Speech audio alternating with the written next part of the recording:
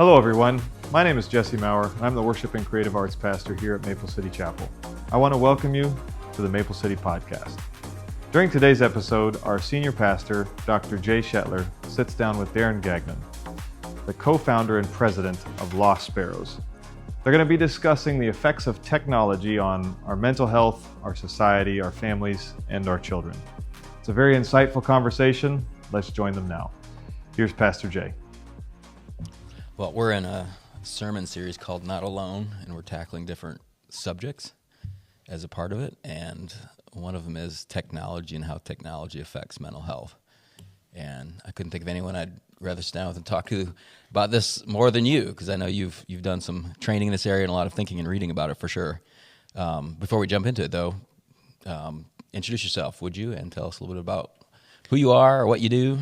Yeah, well, I appreciate the invitation. It is fun to talk about this topic. So my wife and I started an organization called Lost Sparrows in 2017.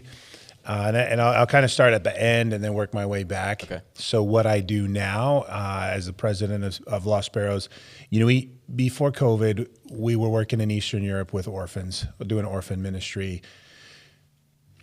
COVID obviously got in the way of that. So after years of spending a lot of our time and energy over there, developing relationships and partnerships and working to change policies and all of the things so that we could get kids into families, all of that. We had adopted two from over there. This was in Eastern Europe. And so when COVID hit, we had actually a trauma conference planned in Sarajevo in April of 2020. So, God happen. Closed that door real quick, right? Everything. Right. And so for 2 years, now we rebounded a little bit sooner, but over there, a lot of those places with socialized medicine, it took a lot longer to get to where they were open back up. Okay. So in the meantime, we started doing a lot of domestic work. So we started our trauma conference, which you've spoke at. We have foster adopt support groups doing local work. So I get to do that and support families and support families that are specifically working with vulnerable kids or kids from hard places. So I do love that. Going back before that, I was a high school teacher for almost 20 years, spent a lot of time in the classroom, which I loved. It's a love teaching. There's always this love-hate relationship with teaching, right? I love the kids. I love the interaction. I hated the grading and the lesson plans. Right.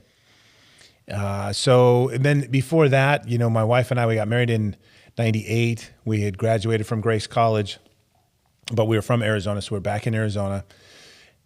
I started coaching high school basketball. That's what led me into teaching. So, the Lord, He always works in those weird ways to get us where we are. And so I would have never imagined that we would be where we are today, living in northern Indiana, running a 501c3, dealing with trauma, education, and orphan care. But it's good. God is good. He's been really gracious to us. My wife's an RN. She works mostly in pediatric mental health. We have a very unique family situation. As you know, we had two biologic kids back in 2001, 2003. So they are now 21 and 23, if I do my math right. Mm-hmm. Then we started fostering. So we spent about 15 years as a foster family. During those years, we worked with medically fragile infants and babies. So we they needed somebody to do it. Our daughter was born with a heart condition, so we had kind of gotten used to the medical stuff. So and Stacy's an RN, so she has some background in that. And that was helpful. But little did we know what they would send us. The training is really interesting. The training to become licensed to do medically fragile foster care was about a 30-minute class on how to apply Band-Aids. Roughly. And so then what came through the door, we had IV poles in our bedroom. We had unbelievable things. Wow. And so the Lord really used a lot of those experiences to move us and to develop us, because it was hard. Like we had 2 years where we had 10 kids under the age of 10 living in our home, and only a handful of them were our kids. The rest were, a foster situation. So through the fostering, we adopted 3. They are now 18, 17, and 16. So we enjoy the teen years very much.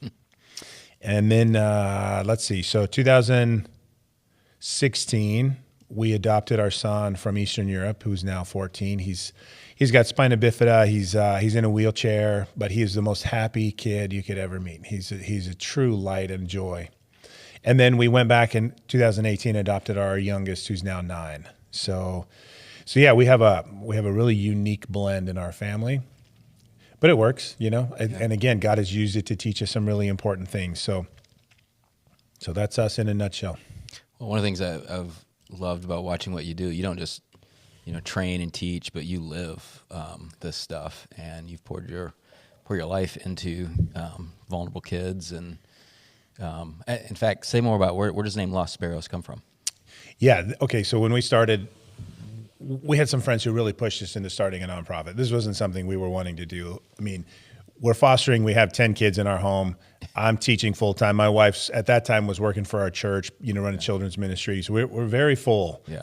And then they really felt like it was something we were supposed to do. So we ended up starting it, but then you got to choose a name, right? So what we do, this is the disconnect sort of between what we do today domestically and where we started. So Matthew 10:29, right? There's a scripture that talks about the sparrow, and sparrows as an offering. They were the most common, cheapest, lowliest animal that you could think of, right? There was not much value to them, and so when we were working in Eastern Europe with orphans and with kids that are just lost, like buildings with hundreds of kids and no one's coming, and it's dead silent. When you go in the building, there's no babies crying. Because no one comes. So they learn real quick that it doesn't help them to cry. And through that situation, we like the tagline for us that's because no child should be forgotten. So we'll say, Lost Sparrows is this idea that there are kids that have been forgotten and that are lost into a system in the world, and somebody needs to go and find them, right? We need to see them for who they are, and then I think James is pretty clear. It's our, kind of our job to step into that space.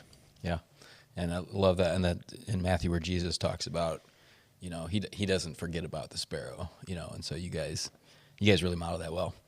We're going to dive into kind of mental health and technology. Say more about your interest in that. Like, when did you first start thinking about, one, just mental health, and then two, technology and its impact on mental health?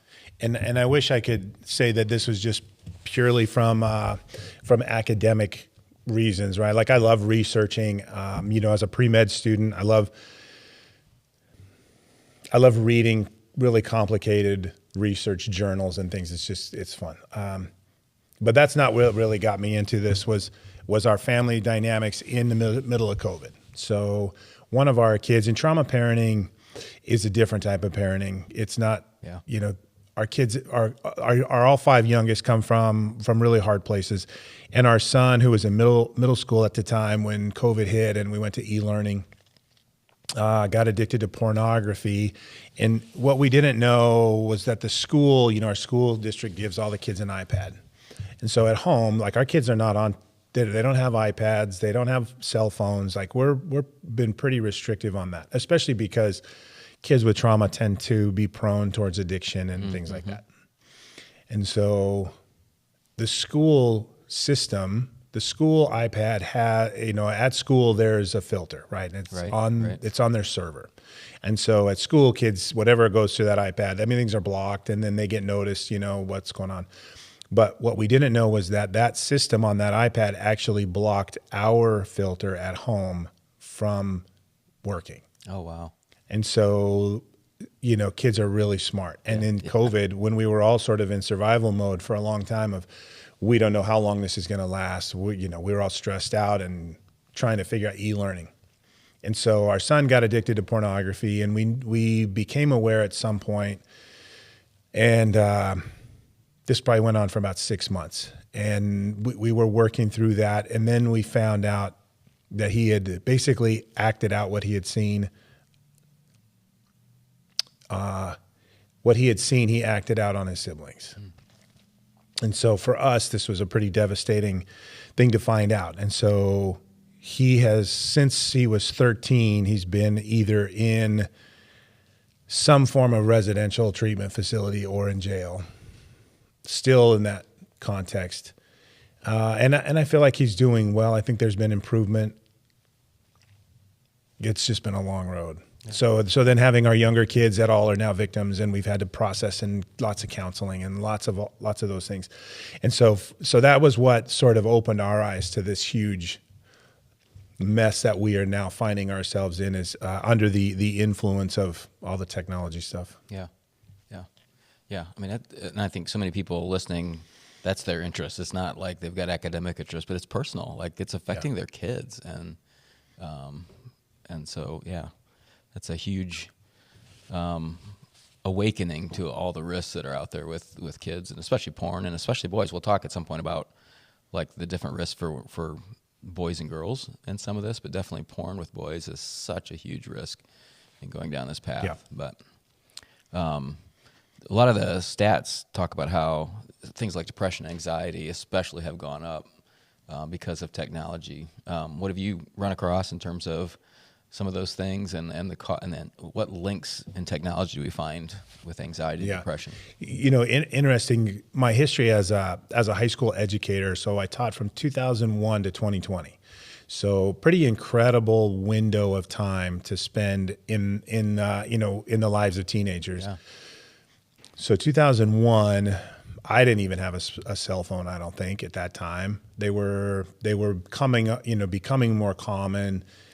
We lived in a little rural town in Arizona. So I'm sure in the cities, people were kind of more ahead, but there were no cell towers, so there's no point in having a cell phone. And so when I would say to my class of students, 30 students, and I'd say, hey, I need to set up a demonstration as a science teacher. Give me 2 or 3 minutes. You guys can sit and visit or whatever. Invariably, I would have to tell them to keep it down, right? They'd get loud. They'd be talking, not unruly, just kids. 30 kids talking is loud. And by the time I got out of teaching in 2020, I could never have seen a more opposite classroom. So I'd say to the kids, hey, give me 5 minutes. And they didn't care at all. I could have taken an hour, the whole hour. I could have just said, because they've got their phones and they're preoccupied with that. Exactly. There was never one word uttered from any student. As soon as I said, hey, give me 5 minutes, I didn't even have to really say anything. I could have never said a word, and the exact same thing would have happened. They are all 100% absorbed into some form of technology. So like I would walk around and I really invested in my time in my students. And so I would walk around and talk with my students or just observe what they were doing. Kids are playing video games, they're on Candy Crush, they're doing a lot of them have multiple devices at the same time. So on their iPad, they're playing Candy Crush, and then on their phone, they're Snapchatting or something like that. And I just thought, there's a debate today whether kids have changed, right? Have kids changed over time? And there's people who will say kids haven't changed, but I think the behaviors of kids have certainly changed, which means to me kids have changed, and their behaviors now are not anything like I certainly didn't experience growing up in the 80s and 90s what our kids' childhood is like now. So as a guy who has dedicated a lot of his life to educating and protecting kids, especially vulnerable kids. I'm just pushing that alarm button as fast as I can. Like, hey, we got a big problem. This building is on fire and we're not even paying attention. So I think that's what started it for me. And then my last year, teaching here in Northern Indiana, I had 3 anatomy and physiology classes. So real high functioning, very academic students. The problem with that group was they're taking an honors anatomy class. And this is how I came to find this out. So about a month, 6 weeks maybe into my class, I'm just getting to know my students. And we had a test, and one of the girls got 100% on the test. She still had 100% in the class. I mean, a lot of good grades, but literally 100%. And I know the content in anatomy this is not simple stuff. This is a lot. Yeah. But the quiz, the latest quiz we had taken wasn't relatively hard, 25 questions or something, still in that introductory sort of phase. And she got 100%. I went and I sat down next to her, and I think she thought that I was sort of thinking she cheated because I said, how did you come to get 100% on that quiz and you still have 100% in this class? And she kind of nervously said, well, I studied, I studied a lot. I said, well, how much did you study? She said 6 hours. And I thought, okay, well, if you studied 6 hours for this quiz, you're in real trouble because we haven't even started to get to the serious stuff. And I said, well, tell me about the rest of your classes. I'm thinking if her other classes are art and music and, PE, and she's got a lighter schedule, Nope. She had 5 AP classes plus my honors anatomy class. And so AP classes are incredibly labor intensive. There's a ton of work that goes into them.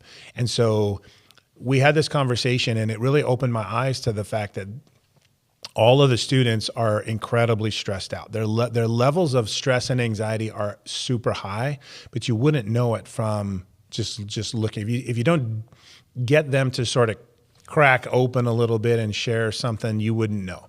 So then I started doing some exploration and having conversations with my students about stress specifically, right? So just trying to stay out of the mental health kind of stuff, but stress is something they all are dealing with. Right. So I said, let's talk about stress. And it got real quiet in my class. The students uncomfortable. This is not something that normally they would talk about. And so continue prodding them, saying, do you know you're stressed out? They at least would admit, yep, we got high levels of stress. I said, okay, what do you do with your stress? How do you get rid of it? And dead quiet. This would happen multiple times in all my classes. And somebody invariably would say yoga. So I hear some kid in the back like yoga. And I thought, well, great, you do yoga. That's something, like even if and I'm not sure that yoga is the best, but it maybe not the worst. And then they said, no, we don't do yoga. We heard that's what people do when they're stressed out. Okay. And so then we talked about sports. I said, tell me about sports. When I was a kid, sports was a great outlet for stress, like especially as a young boy. I'm playing soccer. I'm running like crazy. And they said, nope, that's the worst stressor of all. And so we just broke this down into like academic stress from parents. They got to get into Purdue or IU. They got to get into medical school. They've got to have a 4.5 GPA. They're all graduating with 40 plus college credits out of high school. And then if they, sports is super competitive. So you've got 6 a.m. practice before school. Travel league year round. Exactly. You never, and the coaches are, you can't miss a practice, right? This is not for fun. Yeah. And so what I realized then was I needed to change the way I was approaching my students because they were like pressure cookers that were just ready to explode. And nobody, I think, was recognizing that. And that, that was in 2020, right the year COVID hit. And so I think that they've been facing this for a long time, that the anxiety levels and stress levels have been high. And technology has just caused it to move so much. It's like pouring gasoline on a fire, right? It's just moved them into a space where they can, even before COVID, the average kid was spending about 5+ hours on technology outside of school. And now it's about 7.5 hours a day outside of school. So you're talking about 35. And we say outside of school, I mean outside of school work, school classrooms and school homework, Exactly. anything related to. Not doing anything related to school, right? Yeah. They're just social media, YouTube, whatever it is. So you're talking, our kids are working a 35-hour job on the internet, on social media, on something like that.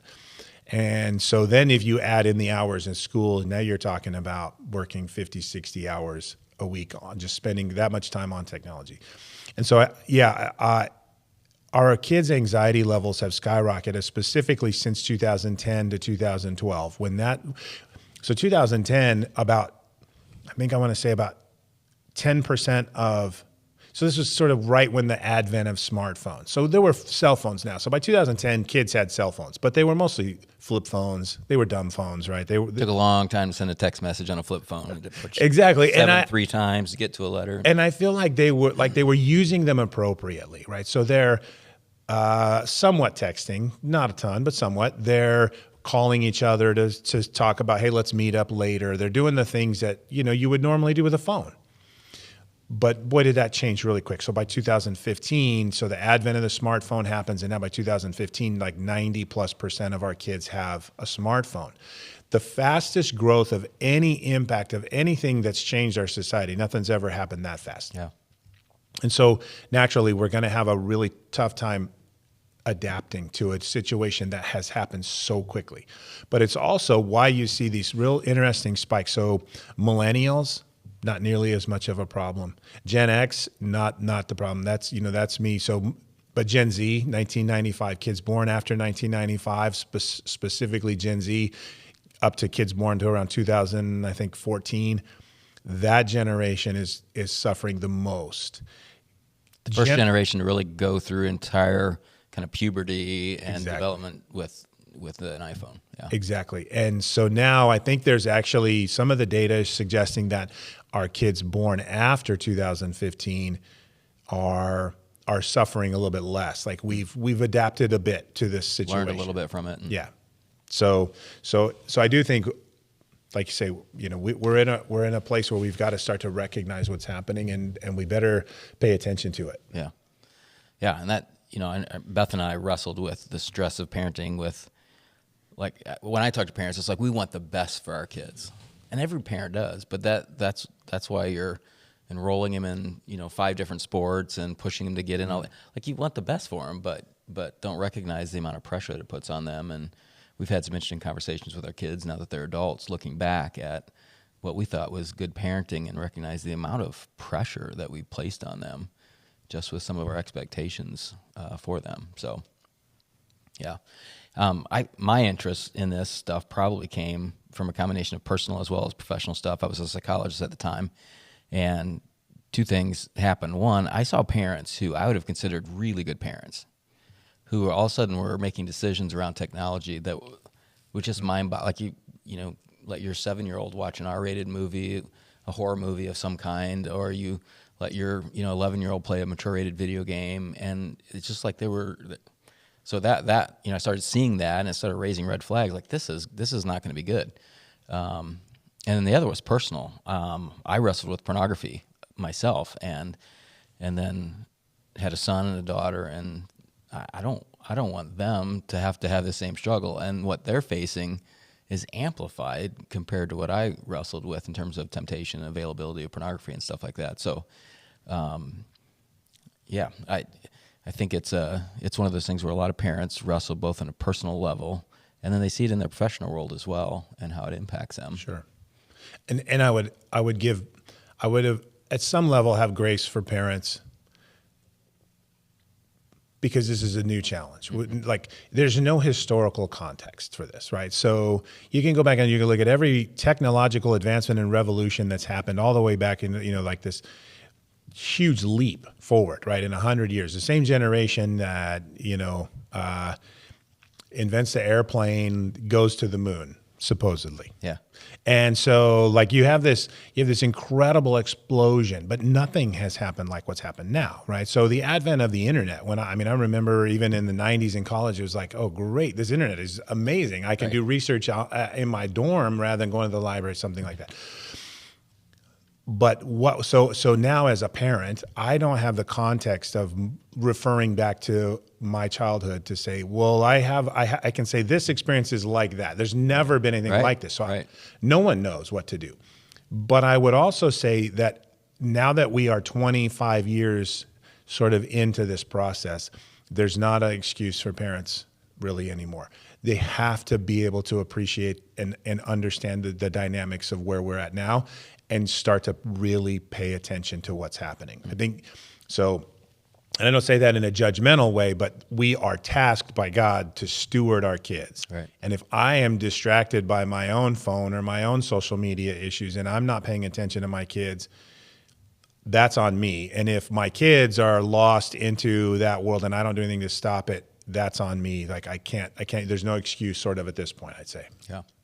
It is amazing when you talked about the change in technology. Like, if you think of just something as simple as the telephone and how that has changed our culture. And so, going back to the time where it was attached to the wall, like it didn't travel with you. And so the only time you could be reached when you were at home, to the point now where you can't get away from it almost. Yeah. And so there's no downtime. There's no natural rhythms of being available or unavailable, and we can wake up first thing in the morning, pull out the phone, check email, go, like everything from work to leisure, everything happens with the phone, and that has got to have an effect on us as a culture, spiritually, emotionally. It's hard to imagine how that doesn't just have an effect, not just on our kids, but on us as adults too.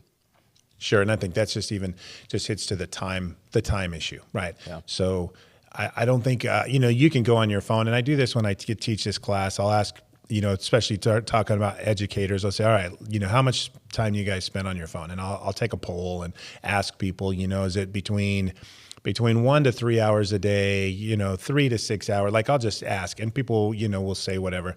And invariably they're way off. They're just off. Right. So then you can right away pull up on you can go to your settings on your phone, go down to screen time, and it tells you exactly your screen time. And then not only that, it'll tell you, historical data of like your average for a month. And then you can actually dive in a little more and you can say, okay, how much time has been on? Because this is what everybody will say. Well, I use it for work, right? That's the immediate response. Right. Well, I use it for email, blah, blah. And truly, it does act like people are listening to a podcast right now. That's counting towards screen time. If you got a podcast going, it's going to add that in. So that's my excuse when my number's too high. I say I'm listening to too many podcasts. But you can go and look, and so I would recommend to every parent, like if you don't know what these numbers are for your kids, you should go and look. You can go into their phone and you can go to settings and go to screen time. And this is on an iPhone. I'm less familiar with the Androids, but you can look and see how much they're on Snapchat, how much they're on Instagram. You can see how many text messages they've sent and received. You can look and find all that data. And usually people are really shocked and they're really embarrassed. We have teachers who will have 8-9 hours a day on their phone. Yeah. And I think there's a lot, it just becomes so common. We don't really pay attention. It's just part of it. And then I think the average, I don't remember the number, but the number of times that a person actually activates their phone to check it during a day, it's around 1,500 times. And so it's not dinging at you. It's not ringing. We just pick it up to look at it to see if there's any notifications. Yeah. So certainly we're all struggling to adapt to the boundaries, to healthy boundaries of saying like, yeah, I like to go and do things and leave my phone at home. I need to separate myself from it sometimes, but it is challenging to do. Yeah. I know we both read Jonathan Haidt's book, The Anxious Generation, and he talks about some of the impacts. And I found it fascinating, his conversation about the difference between boys and girls and how it affects them. Girls seem particularly impacted by social media, drawn to social media and impacted by that. Say more about that aspect. Yeah, I think this hits at the difference in the sort of that neurobiological difference between men and women, and also the developmental timeline for boys and girls. So girls, we all know girls tend to mature quicker than boys, right? You can have a pretty intelligent conversation with an 8-year-old girl compared to an 8-year-old boy who's chasing a butterfly and stepping on a frog. That's boys. So the earlier that a child gets a smartphone, it's going to have a different impact on them if they're a boy or girl. And then, so there's a couple things boys are drawn to systems. Like they want to know, like, how's this thing work, right? As a kid, like I used to take apart my clock and take apart different things. And my dad would get so frustrated. I'm like, well, I want to know how it works, you know? Right. And so there's a component of boys that are just curious about the modality of the technology. What can I make this thing do? Just there's that experimentation component. But also boys are visual, right? We're just visual. So if there are things on the device we're gonna gravitate to visually, like sexual content for boys, that's hard to stay away from. And then a lot of content that comes through there is designed for boys in the sense that it shows violence, or it shows sports. There's things that I like to say guys are relatively simple, right? We like a few things, so it's pretty easy to hit up a boy to get us attracted to that technologically. And so that what happens though with boys during those social development years of 7 to 14 is they withdraw from society. So the more time a boy is on, now they're going to gravitate to those topics, but it's going to cause them to pull back and pull back and pull back and pull back and not engage. And so this is very unhealthy for boys because again, I think of boys as a little bit more simple. I know this is just anecdotal, not necessarily scientific, but they will withdraw and say, like, I'm getting all my needs met through this device. Like, why should I put up with all the drama of real life relationships? Why should I go through all of the headaches of dating and, courtship and all those things that normal kids have done forever? Because I can go to my phone and I can get, sexual gratification. I can get video games, and I can basically have a whole world of friends online. In fact, one of the most incredible things that's damaging for boys is now video games have changed to the point where there's no stopping cues. So Anna Lemke in Dopamine Nation talks about stopping cues. Like when you read a book, there's a chapter, and at the end of the chapter, a lot of times you stop reading. Well, social media eliminated those a long time ago, right? There never is a stopping cue. Casinos eliminated them a long time ago. Well, finally, video games caught them when I was a kid playing Nintendo. You could win the game, right? And it was over, and there was a big celebration. It was like, all right, let's go ride our bikes now, right? But not anymore. Now you have these live action, role playing, first perspective games that are almost always violent, involve shooting, and they're not necessarily evil. Like there's some that are, I would say, and some that are just, they're maybe a military game, so it's like a war context, but I don't know that I would say that's inherently evil. Boys are drawn to that. But the issue is you have a boy whose identity online is different than their identity in real life. So their identity in real life, they are shy, they're quiet, they don't feel competent about things. So because they've been living in this online world, they've created an avatar for themselves in this video game. And so you can have a kid who's not good at sports or good at anything in real life, but man, when I get online, I get a lot of respect because I'm really good at this game. I figured out how to do that. So now I'm even more drawn to it because that's where I'm getting my fulfillment, sort of. So why put up with real life when I can get all of my needs met through a phone? So I think that's what happens with boys. And obviously that's damaging, right? Then at some point, real life is going to overwhelm them because they haven't figured out how to problem solve or handle conflict or socially engage in meaningful relationships. I think for girls, the challenge is more insidious. Girls tend to internalize things. So what the research has shown, and the Facebook white papers that came out, this whistleblower dropped these, and this is what it highlighted. Instagram and Facebook, this was before it existed as Meta, they had done a bunch of research, and they knew based on this research that their platforms were damaging for girls, really damaging, caused serious depression, eating disorders, anxiety, all these things. And they decided to just bury that research, and they didn't let it out until a whistleblower let it out. And you can go and you can read all of that now. Those are some of the most interesting, whether it's podcasts or readings, but where people who used to work in that industry and who have come out as whistleblowers and talk about how they were aware of, or even how they won't let their kids have this or do that, and they're peddling it to other kids. But and I would even go one step further. It's not that they just don't let the data out. The truth is that's exactly the way they designed the system. The way they designed Instagram and Snapchat and all these apps, they were designed to get kids to be addicted to them, for one thing. And so what girls are struggling with, it's like they're trying to make money. And the more that they can keep you on that device, the more money they make. And so they're trained in psychology. There's experts in psychology that are helping them understand how to best keep people engaged, and everything from a notification to streaks, and to likes, and what I will badges, all that stuff keep you coming back to your phone. This is a multi-billion-dollar industry. I think Candy Crush, a couple years ago, I looked at the numbers. They made $50 billion in a year, some ridiculous number. And it's true about all these different platforms. Because, and I want to come back and touch on the topic on the impact of girls again in a second, but you and I and our kids are the commodity being sold on social media, right? So The Social Dilemma on Netflix years ago came out and was like, if you're not paying for it, then you are the product in essence, right? So the advertisers are the ones paying for it, and they're paying for access to us. Yes. So there's real reasons for them to keep us on. And that's why they went to the timeline and eliminated the stopping cues. So the thing with girls is girls, when I say they internalize what they see all these other girls out there posting these really great pictures. They're skinnier than me. They're having a happier life. And they may not be real pictures of that other girl, but they're skinnier, they're prettier.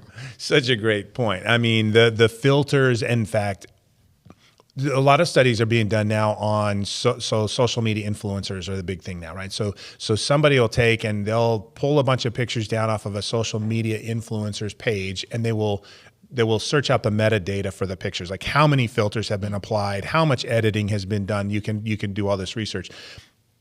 And it's remarkable. You'll have somebody taking a picture with literally 10 plus filters on at the same time. And then the Photoshop process. So they will never release a photo that they have not touched up over and over again to make it be perfect. And so girls now will take 25 pictures of themselves in a row and then go through them, pick the best one, edit it down, whatever that looks like.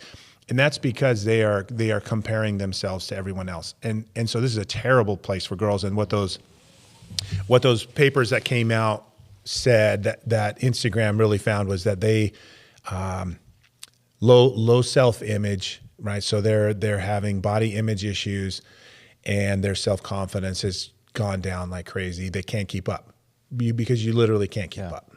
Yeah. I mean, it's normal, and it has been for years and years for teens to start comparing themselves to other people. And I think the pressure is way higher on girls to, especially body image kind of pressure. Yeah. And social media just ramps that up so high because you're comparing yourself against a very unrealistic target, and then your worth and value is determined by how many likes you got on that particular picture, and which externalizes, that sense of self-worth and gives that away to other people. And my heart really goes out to, it seems like even preteens are at the greatest risk for some of this stuff when they're really starting to get into that mode of comparing. And the heaviest users on social media are the ones that seem to be suffering the most. Yeah, the data and the research supports that. So in every single country similar socioeconomically to the United States, the statistics are all the same. So whether you go to Europe and you go to the Scandinavian countries, or you look at Canada, you look at whatever country you want to kind of compare it similar to the US, the higher socioeconomic status, the more technology use, the higher the anxiety, depression, self-harm, suicidality rates are. It directly correlates. Yeah. So that's, which makes it hard to say it's anything but technology. Right. And that's Jonathan Haidt's point. Yeah. Is like, somebody else give me another idea. If you can prove me wrong, I'm great. shocked about the pushback he's gotten with his research, when there isn't really another explanation why you see this huge spike in mental health stuff at about the time the iPhone comes out or smartphones come out. Yeah, there's so many reasons for this. I mean, you talk about the addictive nature of these devices. So and the money that drives it, not just social media, but iPhones, Apple and Google and all of these big companies, and you add in there Snapchat and Instagram, YouTube. There are dopamine labs in Silicon Valley where if you develop an app and you want it to be more addictive, you submit it to a dopamine lab. These dopamine labs will take and figure out how to manipulate the algorithm or the game or whatever it is to make it more addicting. And that all because they're very good at this, right? So you're talking about they've got psychologists, they've got neurobiologists, they've got everybody working for them because this is so many billions of dollars for them. So the goal is to keep you on as long as they can and never let you get away because you're the product. You're the product, right? And so these dopamine labs will figure out, and this is where Candy Crush is such a great example because so many people are on. And it's seemingly an innocuous game, right? It's like there's nothing harmful about it. Right. In the content, it's the time. Yeah. It's the addictive nature of it. So the colors, the sounds, the reward system. This is exactly what casinos figured out a long time ago. I mean, you watch people pulling that arm. There's no reason people have to pull an arm to make, this slot machine spin around. You can push a button or whatever. But there's something about the action that is addicting to people. And so they were the original developers of algorithms. They knew like, okay, we've got to give them a win every so many spins in order to keep them coming back. Because if they lose more than 10 times in a row, they quit. So they'll let you lose 9 times and then they'll give you a little win, which is a dopamine hit, right? So the understanding in your brain produces dopamine, and dopamine is a reward hormone that says, hey, that was good. I like that. Do that I want more of that. Let's do it again. Runners will say that there's that runner's high. When I get done exercising or working out or running, I just have that feel good feeling. And so to your point a minute ago of like the likes, the notifications, the little hearts that show up on my, Instagram. Those are all going to give us a little hit of dopamine. And so one of the things in the papers that came out, the whistleblower dropped, Instagram set up the algorithm so that, so let's say a girl posts a picture of herself and she spent a lot of time choosing the picture, posing, editing, all that. She puts it out and she's like, I know I'm going to get a lot of, feedback, positive feedback from this photo. And then she'll look back maybe 2-3 hours later and expect, a bunch of thumbs up and hearts and comments, whatever. And there won't be. And so that's not because they didn't happen. It's because Instagram holds them back. They will literally keep them from showing up. And so what it does is it creates a false negative feeling. So the girl looks and she gets depressed. She's like, well, apparently I'm not popular. People don't like me. I'm ugly, whatever it is, because no one said anything. There's no comments. There's no hearts. Like, what's happened? Wow. And then they will wait another hour and then all of a sudden dump in a bunch. So all of a sudden a whole bunch of comments show up, a whole bunch of hearts show up. And so you get this euphoric sort of dopamine hit. And so they create a false low point. Yeah. And then they give you the high. And what that does is it causes addiction. Yeah.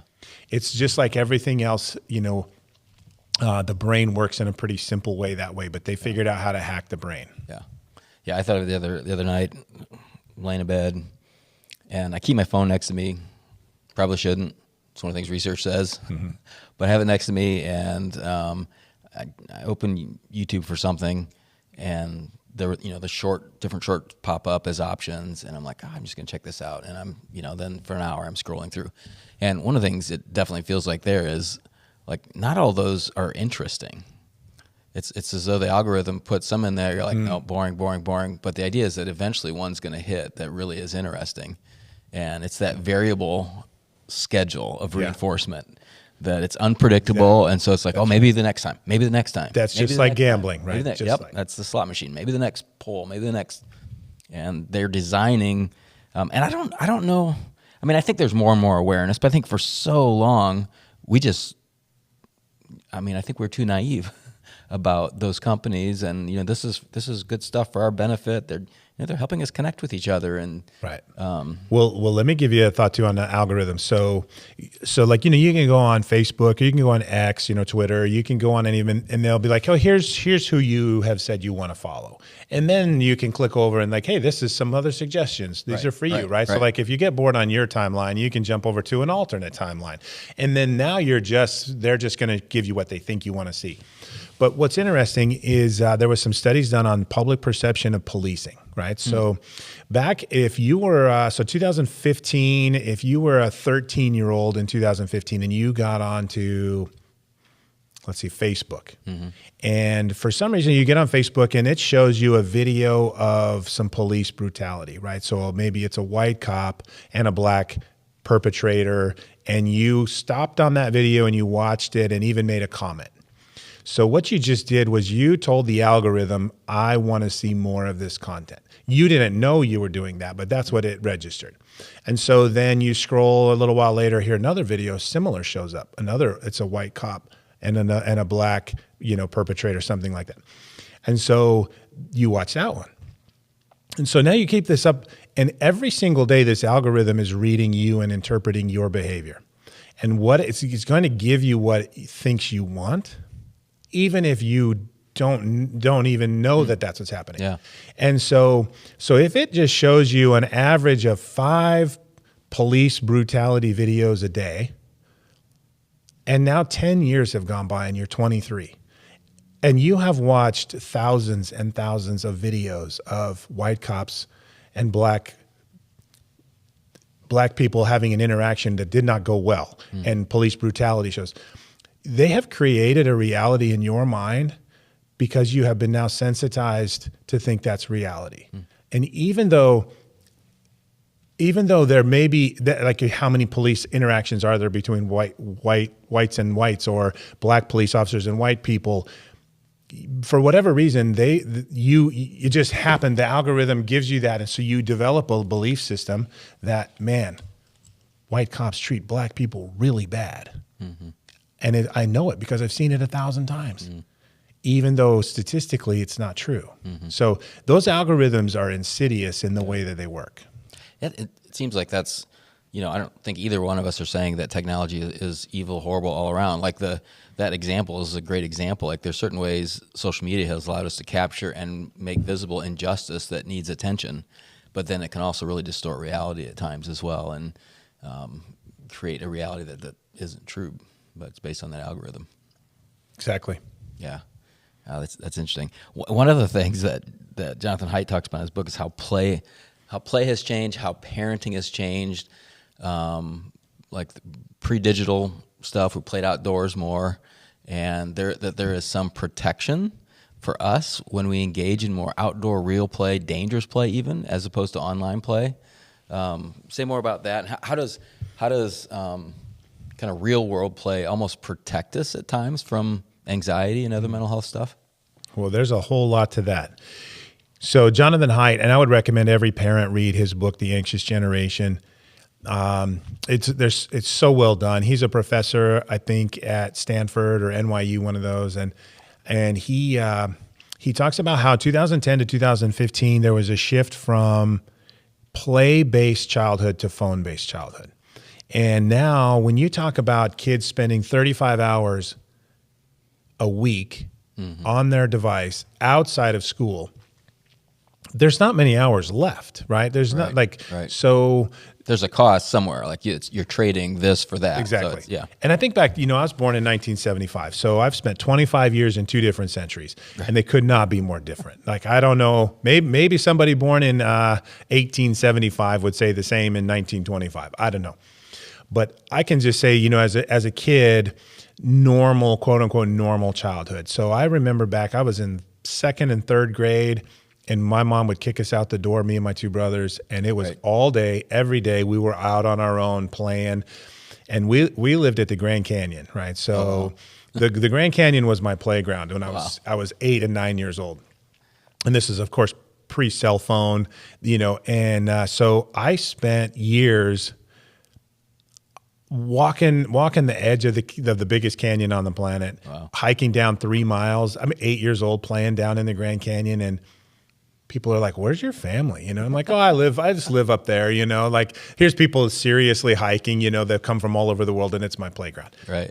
And so, like, for me, that was normal childhood. But now I think about my 8-year-old, and my youngest daughter's 9 now. But when I'm not letting my 8 or 9-year-old go out the door at 10 in the morning and not come back till dinner. Like, I couldn't handle the stress of that, I think. But yet that was my childhood. And so I think that some interesting changes happened through the 70s and 80s with the advent of news and TV. So now all of a sudden I'm hyper aware of everything happening around the country that I didn't used to know. And so every kid that's gotten kidnapped is national news. Exactly. So in Boston, a kid gets kidnapped, and it's in my news every day. I turn on, I'm on Fox News or ABC or CBS or whatever. And so then those few stories, this is just like the algorithm I used a minute ago, right? Those few stories, which are horrible stories, but they get amplified, and it just starts to create doubt in your mind that the world is safe and that people are safe. Yeah. And so now I'm going to pull back a little bit, and I'm not going to let my kid maybe go as far as I thought that, I might have before, because I don't want him to get kidnapped. And then, as society sort of deteriorated, I guess I would say 60s, 70s, 80s, in some ways the nuclear family started to fall apart, divorce rates skyrocketed. Then you have TV, you have like this whole shift in our culture. You had Vietnam and the whole Woodstock free love movement. So that group of people is who had the Gen X kids or the Gen Z kids. Mm-hmm. So in the 90s, they're having their families and their kids. And so interesting thing I think is that group of parents, and they were just victims in their own right in some ways, gave their kids access to everything. Like when their kids they gave them everything, gave them cars, gave them like we took on this. Now, I wasn't a parent in the 90s. I was, in college, high school and college through the 90s. But that group of parents did not give access to themselves to their kids. And because they had not healed from their childhood, being born out of the Vietnam era, the free love movement, the divorce culture, that just like this hedonistic movement of you can do what you want. You don't have to follow the social norms of, a mom and a dad and 3 kids and like healthy family and going to church on Sundays. You can do whatever you want. And I think that group of kids, they grew up in that, and now they're parenting. And so there was certainly some of their childhood that played out in their parenting, in the sense that they weren't emotionally available for their kids. And so now that group is now poured into this technology problem. So you just see these compounding problems that go back through generations. This is not a brand new thing. We were sort of on the track to where we were more vulnerable to the impact of technology. I think had technology that we have today, cell phones and smartphones, had that shown up in 1955, I think it would have been a different response potentially, because our whole society was different. Yeah, yeah. So I think that to Jonathan Haidt's point, for several reasons, parents pulled back on allowing their kids to explore the world. So in attachment styles, you study attachment styles, you have this process where kids will start to explore, right? So if a kid feels seen and they're safe and mom and dad have done a good job of meeting their needs, they will feel safe to venture out and explore the world. So they'll move away from mom and dad a little bit, but then they'll reference back and look at mom like, am I still safe? I'm 10 feet away, right? And if mom is calm and everything's good, they will venture another 10 feet. And then they will look back at mom and, okay, so I can recognize that mom's watching and keeping me safe, but I'm going to explore the world. And so that process goes on over and over, and that starts when when you can walk, basically. And so then by the time I'm 10 years old, I have started to explore the world. I've been out because mom has taught me that the world is safe, people are trustworthy, and she's got my back. So I'm free to go and explore. And so what happens is I'm out with all the other kids who are all doing the same thing. So there's a collective part of our society of all the kids are out doing this. It's not just a few kids, it's all the kids. So every night in the cul-de-sac, the kids are playing basketball. Every night they're riding their bikes down to the park and shooting baskets. And so in the midst of that, not that I would say that's risky play, but at some level, we're going to play football. Probably someone's going to do something I don't like. I'm going to get mad at him. I might sock him in the face. And then we got to problem solve, conflict resolution. We got to rupture and repair. We got to go through. We learn all of those skills, and there's nobody watching. There's no parent. There's no referee. Right. I think it's incredible that you look at places like Berkeley, and Haidt has this. There's all these rules on the playgrounds. Like you can only play touch football, and you can only touch with one finger, and you can only do this if there's an adult refereeing. We're just so overprotected. Just trying to create this, overprotected, reduce all possible risk of both physical and emotional harm as best we can. Which is not, and I think all of us that grew up in the previous century know that's not the real world. Yeah. Like we can't. Not only can we not, we shouldn't protect our kids from failure, from pain, from those experiences that they're going to learn from. Like when you make a mistake, you learn. And so you let kids make lots and lots of mistakes when they're young, they learn, and they learn to be resilient. They learn that I can make a mistake and the world doesn't end.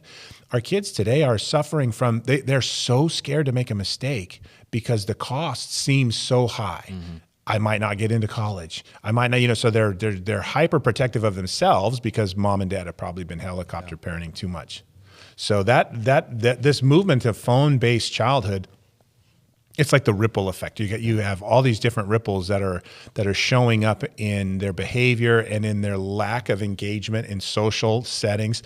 So face-to-face interactions are what should stimulate dopamine. Yeah. So we should sit down and talk to each other, have a conversation, and dopamine tells us, hey, that was good. You should do that again, right? And then you have the other hormones like serotonin and oxytocin, these relational hormones. Well, the technology, I can get the dopamine. I can get the hit, the cheap hit of it's like eating a donut, right? Like feels good for a minute, but doesn't satisfy. It's not healthy. All those things. So it's a complicated situation.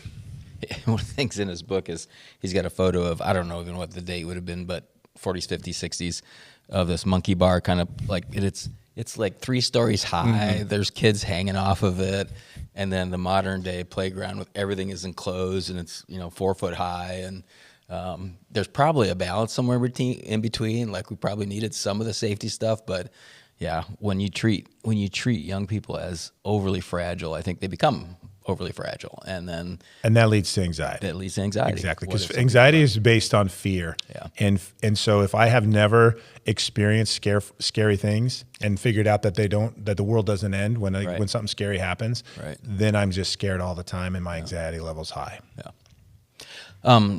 Let's shift maybe and talk about, okay, what do we do? I mean, I think parents probably more aware, many good intentions, but often feel overwhelmed. How do I keep up with, technology? How do I monitor my kids? Like, what suggestions do you have for parents, just practically, like in terms of helping with their kids? Yeah. So, number one, I just can't stress how important it is that you pay attention. Haidt's general premise in his book is that in the real world, parents are way too protective, and in the digital world, way underprotective. So I would suggest to parents, if you haven't looked at your kid's phone, you need to. Yeah. Can I say about that? Like in the real world, we have still, I mean, it's less, but we have cultural, like your kid can't just go buy cigarettes at a gas station without showing an ID. Like there are some real world protections out there that help you. But in the digital world, it's not that way. Like they may say you can't, you're not supposed to have a social media, but there's no proof of ID. So if anything, we have to be more vigilant in the digital world because there's nothing there that's helping to set limits. Yeah. And this just happened in the last couple of months in our home. One of our kids who's 17, she doesn't have a phone, but she had been saving her money a long time. She found a guy in the park, gave him $200. He bought her a cell phone. Mm-hmm. Took us 2 or 3 weeks to catch her. Now it wasn't, it didn't have signal, only worked on Wi-Fi.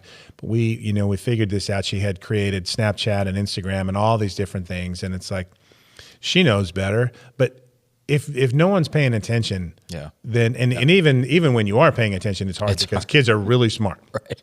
So I guess attunement, attention, stay connected with your kids as best you can. And ask them, have conversations. I think if you have a good relationship with your kid, you need to empower them to make these decisions themselves. Because as we all know, right, if my kid only goes to church and has a relationship with God because of me, because it's what our family does and what my parents want, then at some point that's going to fall apart because they're going to have to internalize it and they're going to have to develop a relationship with God on their own. And if I never foster that, then it's like I've set them up to fail because then they launch out of my home and they don't have the skills to be successful in that relationship. And so I think you need to communicate with your kids and they need to know. You need to educate your kids on the risks and dangers of technology and social media.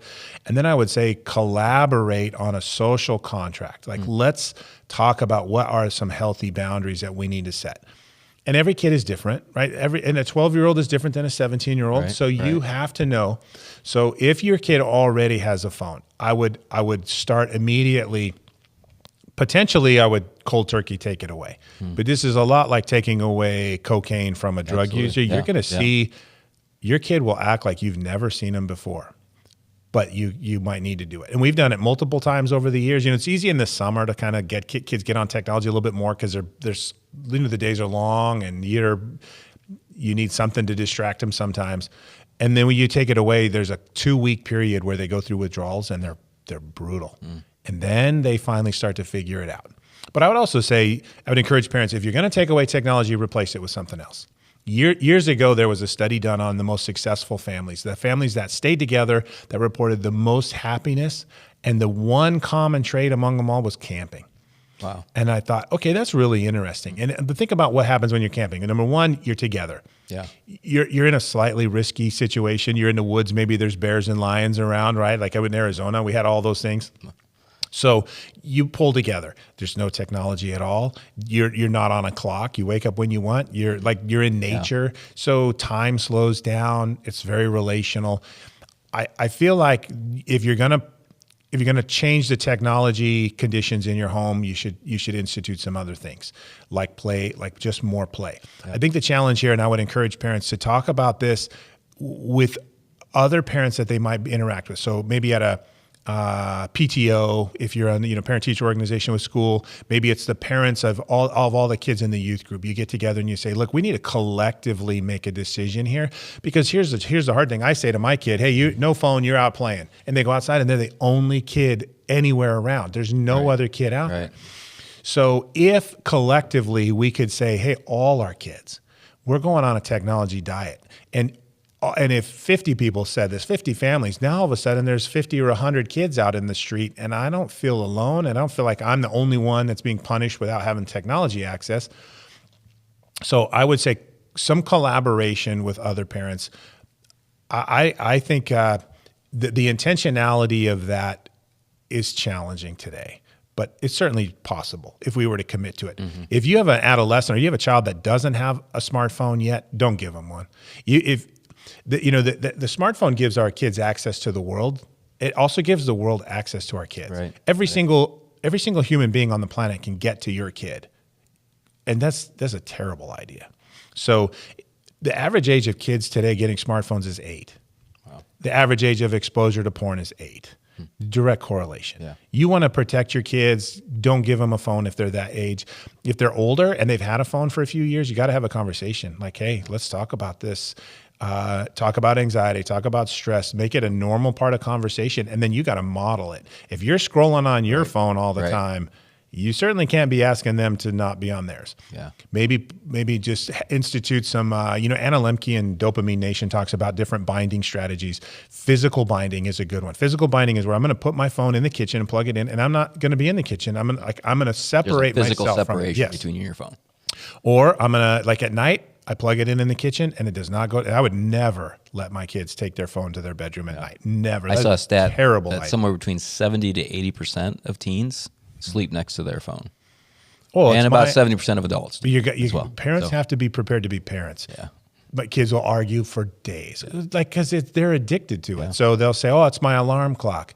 Buy them an alarm clock. Right. It's my whatever. Take away every excuse that they can give to you, and just say, I'm telling you, we're gonna have an agreement. If you're gonna have a phone, these are the rules you're gonna abide by. And if you don't abide by them, I'm taking the phone away, because I care about you way more than I care about your social media presence. Yeah, yep. When our kids were younger, just the whole metaphor of we care about our kids' diet. What food are they eating, and we put a lot of energy into that.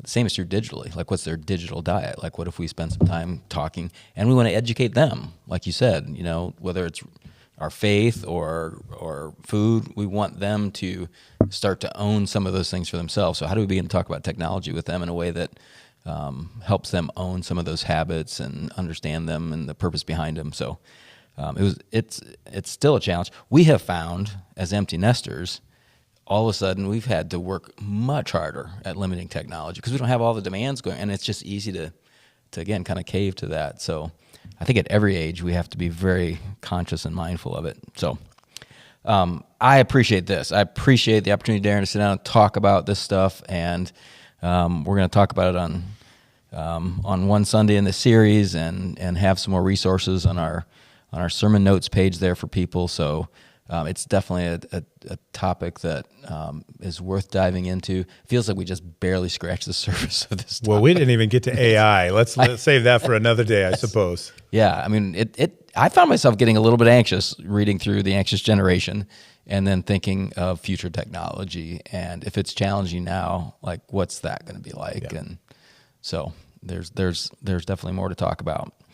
But thank you. Thanks for your time. Yeah. Thanks for your expertise in this. Thanks for the invite. And yeah, blessings to you in your journey at Lost Sparrows and all that you're doing to make a difference in the lives of vulnerable kids. Thanks. Well, thanks again for joining us for today's episode of the Maple City Podcast. You can watch for more episodes coming out on the Maple City Chapel app, and you can also find more information about our church, the events going on, the resources available to you. You can also join us on Sunday mornings at 8:30, 10, and 11:30. We hope to see you there. Until then, let's go and be the church.